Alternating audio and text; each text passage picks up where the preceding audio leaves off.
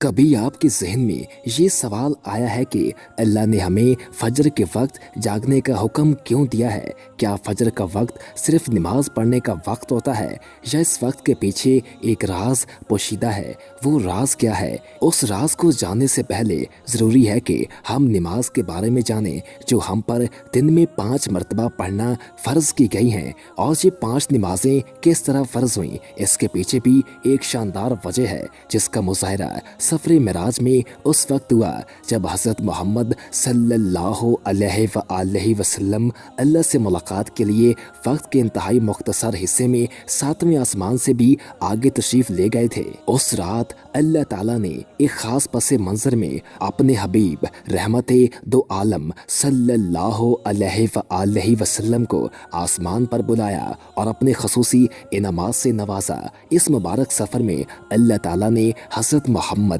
सल्लल्लाहु अलैहि वसल्लम को अपने कुर्बे खास से नवाजा, अंबियाए कराम से मुलाकातें करवाई, जन्नत व जहन्नम का मुशाहिदा करवाया और नेकियों के अजर व सवाब और बुरों के अंजाम व अजाब का नज़ारा करवाया। इस अजीम सफ़र में नबी करीम सल्लल्लाहु अलैहि वसल्लम को बहुत से इनामात से नवाजा गया, जिनमें एक ख़ास इनाम उम्मत के लिए नमाज का तोहफ़ा भी है। क़यामत तक के लिए इंसानों को अपने महबूद और खालिक से करीब तर करने का अजीम तोहफ़ा और इबादत यानी नमाज इसी सफ़र मराज में अता की गई। मराज की रात जब बाप सल्लल्लाहु अलैहि वसल्लम को अल्लाह ने 50 नमाजों का हुक्म दिया तो हज़रत मूसा अलैहिस्सलाम के कहने पर आपने अल्लाह से 50 नमाजों में नरमी की दरख्वास्त की और ऐसा कई बार हुआ, यहाँ तक कि अल्लाह ने उम्मत मोहम्मदी के लिए दिन में 5 नमाजों का हुक्म दिया, जिसके बाद भी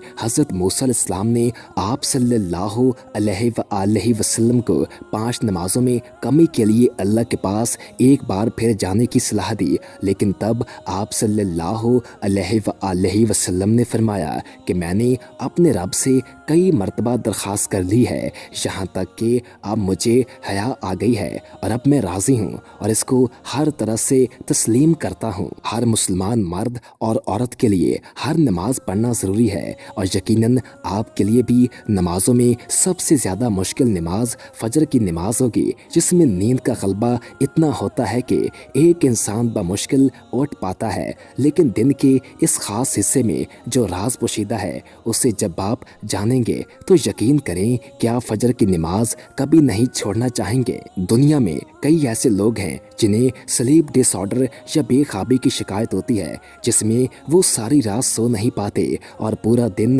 काम काज करके जब रात को भी सो नहीं सकते तब कई तरह की जहनी और जिस्मानी बीमारियां जन्म लेती हैं और इस स्लीप डिसऑर्डर का शिकार आज हर दूसरा तीसरा शख्स हो रहा है, जिसकी बड़ी वजह अल्लाह के अहकामात को पीछे छोड़कर दुनिया की रंगीनियों के पीछे भागना है। सारी रात जागने के बाद फजर के करीब कुछ देर नींद आ जाती है, लेकिन वो नींद जिस्म को पुरसुकून नहीं करती, जिसकी वजह से अक्सर लोग जागते हैं और हर किस्म की दवाओं का इस्तेमाल के बावजूद जब वो सो नहीं पाते तो वो अल्लाह से ये सवाल ज़रूर करते होंगे कि ऐ अल्लाह मुझे नींद क्यों नहीं आती, आखिर क्या वजह है। बहुत कम लोग होते हैं जो इस कैफियत में अपने अंदर पैदा होने वाली इस आवाज़ को सुन पाते हैं, जिसमें उनसे कहा जाता है कि बिस्तर से निकलो, नमाज पढ़ो, अल्लाह का जिक्र करो। और यकीन करें जो लोग इस आवाज़ को सुन पाते हैं और इस पर अमल करते हैं उन्हें ता हयात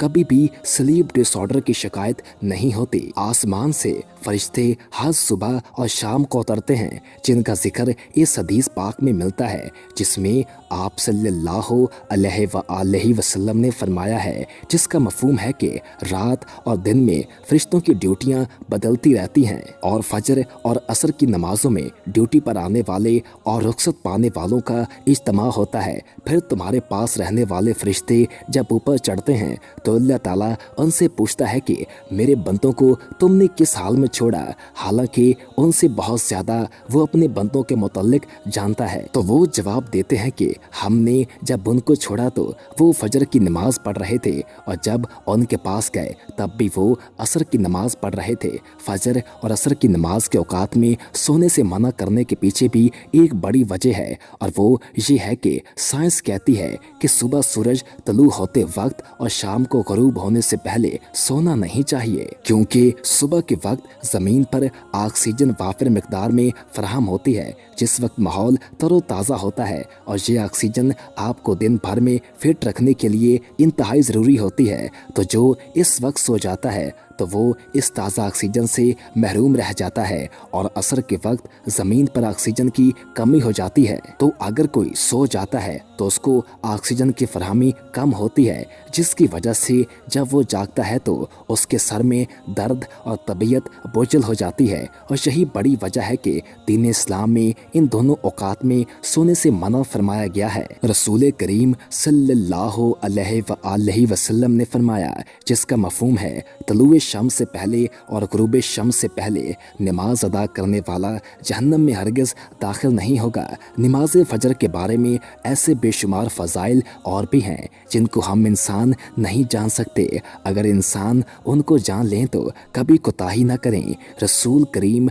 सल्लल्लाहु अलैहि वसल्लम का फरमान है, अगर वो लोग इशा और फजर की फजीलत के बारे में जान लें तो वो ज़रूर बिल ज़रूर इन नमाज़ों में हाजिर हों, चाहे इनको खुद को घसीटते हुए ही आना पड़े। अब बाप खुद अंदाज़ा कीजिए, एक तरफ इन दो नमाज़ों की इतनी फजीलत व अहमियत है और दूसरी तरफ इनकी अदायगी में सुस्ती और लापरवाही बढ़ती जाती है। अल्लाह ताला हम सबको 5 वक्त नमाज पढ़ने की तौफीक अता फरमाए, आमीन। वीडियो पसंद आने की सूरत में वीडियो को लाइक कर दें और हमारे चैनल को सब्सक्राइब कर दें और साथ ही बेल के आइकन को प्रेस कर दें ताकि नई आने वाली हर वीडियो आपको मिलती रहा करे।